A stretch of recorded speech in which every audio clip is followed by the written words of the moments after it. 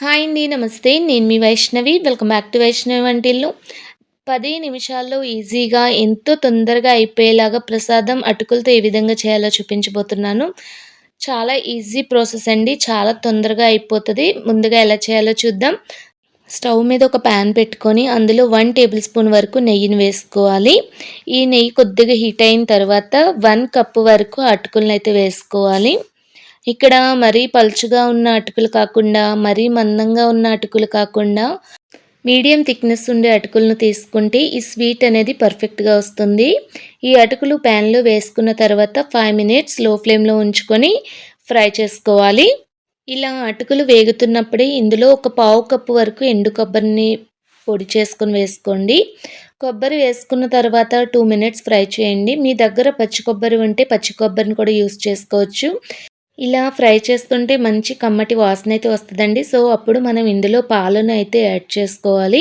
ఇక్కడ నేను ముప్పావు కప్పు వరకు పాలనైతే తీసుకున్నాను.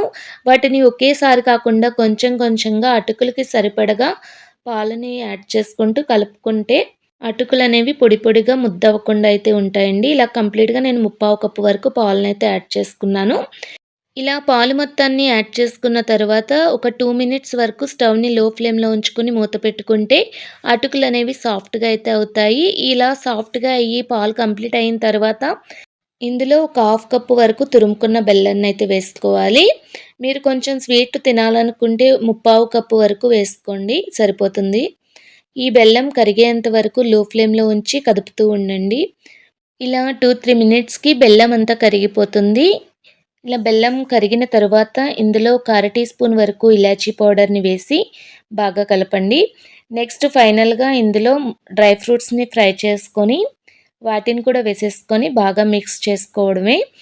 ఇలా మిక్స్ చేసుకొని స్టవ్ ఆఫ్ చేసుకొని పక్కకు దించేసి సర్వ్ చేసుకోవడమే. అంతేనండి, చాలా ఈజీగా ప్రసాదం రెసిపీ అయితే రెడీ అండి. అటుకులతో ఎంతో ప్రీతికరమైన ఈ స్వీట్ మీరు కూడా ట్రై చేయండి. ట్రై చేసి ఎలా వచ్చిందో నాతో షేర్ చేసుకోండి. ఈ వీడియో కనుక మీకు నచ్చినట్టయితే కంప్లీట్‌గా చూసి ఒక లైక్ చేయండి. మీ ఫ్యామిలీ మెంబర్స్‌కి, రిలేటివ్స్‌కి షేర్ చేయడం మట్టుకి మర్చిపోకండి.